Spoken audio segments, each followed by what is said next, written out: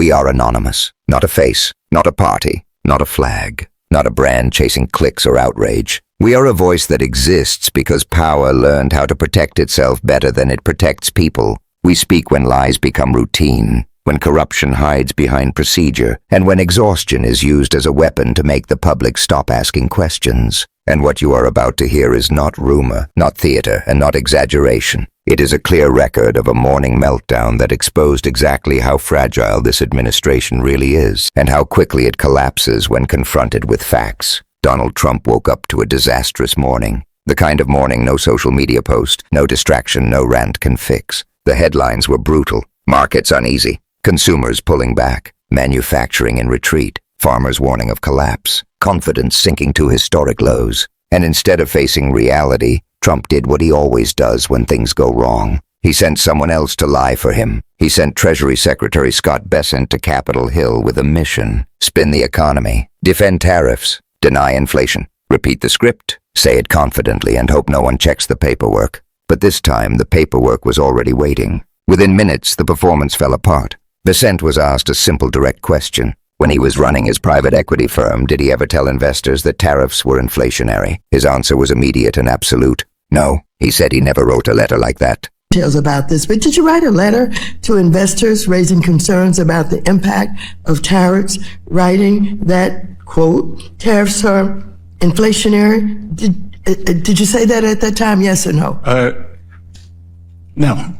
That lie lasted exactly as long as it took for lawmakers to produce the letter itself. A real letter, sent to investors, signed by him, dated January 31st, 2024. In it, Scott Bessent clearly states that tariffs are inflationary, that they strengthen the dollar, and that they undermine any serious attempt at a U.S. manufacturing renaissance. There was no ambiguity, no wiggle room, no misunderstanding. He told investors one truth and told Congress the opposite. That is not spin. That is deception. That is lying to Congress. And this happened while the economic picture outside that hearing room continued to darken. The Washington Post announced massive layoffs, cutting roughly a third of its staff. Entire departments hollowed out. Sports coverage, international reporting, Middle East coverage. A once powerful institution stripped down under ownership that had no problem funneling tens of millions of dollars into Trump-adjacent vanity projects. Another pillar weakened. Another watchdog silenced. The New York Times reported that former leaders of U.S. agriculture are warning Congress of widespread collapse. These are not activists. These are former government officials and heads of farming associations from both parties. People who understand supply chains, exports, and rural economies. Their message was simple and dire. Current policies are pushing American agriculture toward a breaking point. The Financial Times reported that food and beverage companies are suffering as U.S. shopper sentiment sinks to its weakest level in more than a decade. Sales are soft. Prices are being cut. Consumers are pulling back. The University of Michigan's own data confirms it. Consumer confidence is worse than at nearly any point since the Great Recession and rivals levels last seen during the Great Depression. This is not ideology. This is data. The Wall Street Journal, hardly hostile to conservative economics, reported that U.S. manufacturing is in retreat and that Trump's tariffs are not helping. Tariffs were sold as the solution, a miracle policy that would bring factories roaring back. Instead, they raised costs, disrupted supply chains, and passed the burden directly onto consumers. Because tariffs are taxes, and everyone knew that, including Scott Bessent. He knew it well enough to warn investors. He knew it well enough to write it down. He knew it well enough to sign his name. And then he looked Congress in the eye and denied it. This is the Trump administration in its purest form. Reality for donors, fiction for the public. Donald Trump continues to repeat imaginary numbers. $1 trillion deals with no contracts. $18 trillion talking points with no documentation. The strategy is simple. Flood the zone. Repeat the lie. Hope no one asks for evidence. And when someone does attack them, that is why documents terrify this administration. That is why the Epstein files are so dangerous to them. Because documents do not care about loyalty. They do not forget. They do not get tired. Donald Trump sits at the center of those files. Tens of thousands of references across thousands of documents, and that is only a partial release. Millions of files remain sealed, potentially tens of millions of pages. What has already surfaced includes communications involving Epstein and powerful political operatives, discussions about Trump influence operations, foreign leaders and power brokers across the globe. This is not speculation. These are records. Steve Bannon's name is all over those files. Frequent communications, ongoing coordination. And yet Trump continues to post photos of Bannon proudly, as if daring the public to care, as if testing how much can be normalized. That same Steve Bannon went on his podcast and openly stated that ICE should surround polling places in November. You're damn right. We're going to have ICE surround the polls come November. We're not going to sit here and allow you to steal the country again. And you can whine and cry and throw your toys out of the pram all you want, but we will never again allow an election to be stolen. Not metaphorically, literally, to intimidate voters, to prevent participation, to enforce power through fear. That statement alone should dominate national headlines. Instead, it barely registered. Back on Capitol Hill, the hearing continued to spiral. Congresswoman Waters pressed Bessent again, confronting him with the contradiction between his investor letter and his testimony. She asked again as clearly as possible, "Are tariffs inflationary? Yes or no?" He dodged. He deflected. Details about this, but did you write a letter to investors raising concerns about the impact of tariffs, writing that, quote, tariffs are inflationary? Did you say that at that time, yes or no? No. He hid behind selective references and vague claims. He contradicted himself again. Okay, thank you. Okay, we have a New York Times article that, agrees that you New said York that. Times. Then last summer, when you testified before a Senate committee, you said, and I quote, "There is no inflation. Tariffs are not being passed on to consumers." You were quite definitive, and even claimed that critics had, quote, tariff derangement syndrome. Well, those comments are at odds with the statement you made to investors that tariffs are inflationary. Again, I want to be clear, so just let me ask you, are tariffs inflationary, yes or no? According to the San Francisco Federal Reserve, with 150 years of data, Yes or no? Tariffs do not cause inflation. San Francisco Federal Well, last Reserve November, as the Trump administration finally began to realize 150 years that of data. affordability issues Then came the market manipulation question. Did it concern him that Donald Trump publicly encouraged people to buy DJT stock, triggering a massive spike that personally benefited the president, more than $400 million in a single day? A stock that had been struggling suddenly surging after a presidential post. Should that be investigated? Bessent said no. No investigation needed.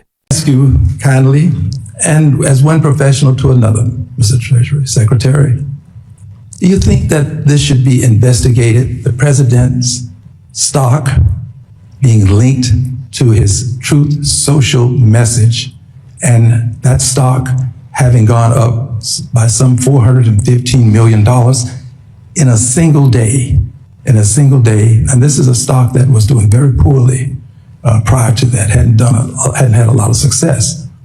Do you think that this should be investigated? No, sir. He claimed all Americans benefited from the market rebound. Kindly explain to me why we would not investigate the president making such an announcement as it relates to his stock and then reaping some $415 million as the potential capital. Well, all Americans benefited from the rebound in the markets that day. And in fact, the rebound in the market after that was the fastest in market history. That answer says everything. When corruption is reframed as patriotism, accountability disappears. When Democratic members pressed further, Bessent stopped answering questions and started attacking the questioners. He pulled from prepared notes. He deflected. He accused. He treated oversight as hostility. To know whether you will commit today to pause and heighten the scrutiny of any bank charter or licensing application at the OCC connected to the World Liberty Financial